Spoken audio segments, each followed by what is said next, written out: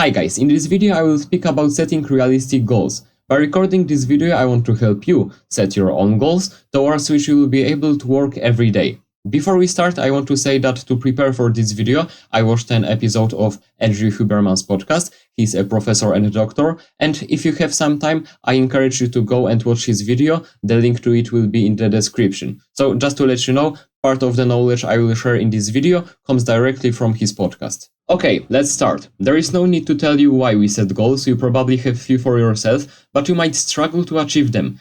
There are many different reasons why you might struggle with it. Maybe they are just not the right ones. Maybe doing them is boring and unattractive for you. Or maybe you have too many side goals and you can't focus on the right one. Or maybe they are just impossible to achieve. Today I will help you with all of these problems. Let's say you want to have healthier sleep, and you've heard that you should put off your phone at least 2 hours before going to bed. Will you do it? Of course not. If you use your phone until you fall asleep every day, you will not be able to magically stop using it for 2 hours before going to bed. I know that most of us would like to go cold turkey on many of the things, and some people might be able to do it just like this, but most will struggle. Then we need to do that in smaller steps. So if you sit on your phone until you fall asleep, first stop using your phone in bed. So you can sit behind your desk and use your phone until like 2 a.m. like you would do normally, but just don't do this in bed. Then you can stop using your phone like 5 minutes before going to sleep, and then do something else for this time.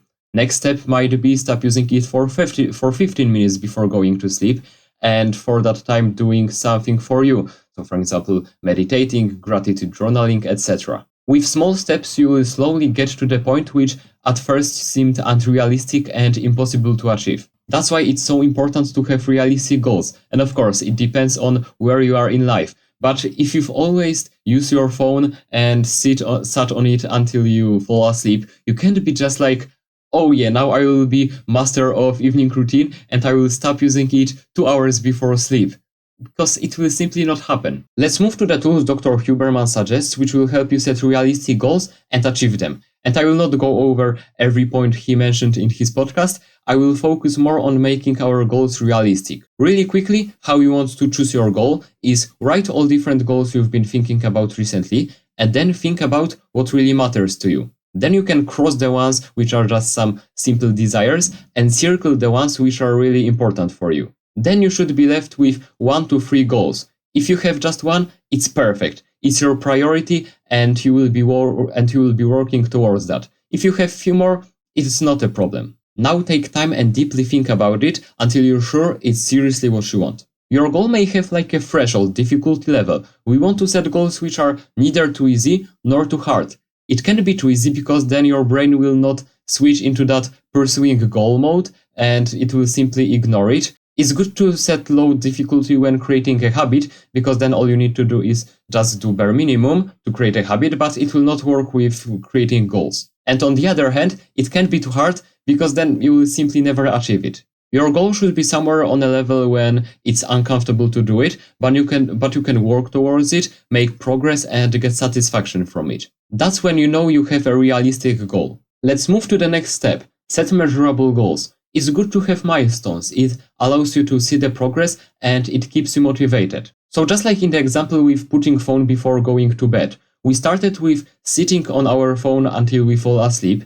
Then we started not using it for like 5 minutes before going to bed. Then it became 15 minutes. And just like that, because we split our goal into smaller parts, we managed to achieve it. But sometimes there won't be a way to do that. If it's hard to set these milestones, you have to be specific on how long you will work towards this goal. You shouldn't go above 12 weeks until it's like a lifetime mission, but that's just completely different topic. So normally you also should have a plan for how long will it take you, but if you can't split your goals and create milestones, it becomes crucial. Now we will focus on actions involved in pursuing goals, because when we set a goal, it doesn't end at the point when we said, I want to be fit, I want to be rich. It's definitely not enough. We need verbs that will help us on our journey. Sometimes it might be obvious. If your goal is to run 5 kilometers, of course you will go running more often. But in general, whatever your goal is, you want to find one activity that will provide you with the most value and the most progress. If your goal is to make at least 8 out of 10 free throws in basketball, what you will do is you will practice these free throws more often. You should also define how long will you do it each week. For example, I am going to practice free throws 5 times a week and do that at least 20 minutes per session. So we have that one specific action, and now when it comes to doing this action, you should ask yourself, do I feel like doing this? If yes, then spend a while and visualize the outcome, the feelings you will feel after achieving this. It will just help you make more progress, and it's a really great way to start doing that work. If you are not motivated, then you should visualize failure and how bad you will feel after failing. It will make you angry like from inside, and it will make you wanna fight and do that task because you don't want to fail. I learned that from Dr. Huberman. I haven't heard that before, but it really works. If you are motivated, you make positive visualization. If you don't feel like it, think how it would be to not achieve that goal. As an example, you might think of getting into shape. If you feel like training, then you go and you visualize that like your slim figure, your muscles, everything.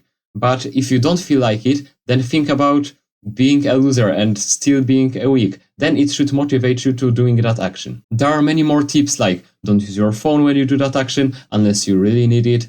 And I could give you many more, but I just wanted to collect that knowledge in a nutshell. If you have more time, you can go and watch full podcast on a channel, Andrew Huberman. The link to the video I used to prepare for this video is in the description. So if you have time, go and watch his podcast. He will give you way more details than I. He has got also bigger knowledge. So yeah, you can just go and watch that. Now, thanks for watching. I hope you got some value from this video and I hope you enjoyed it. If you did, you can subscribe to my channel to see all the content I have prepared for the future, and I will see you all next time.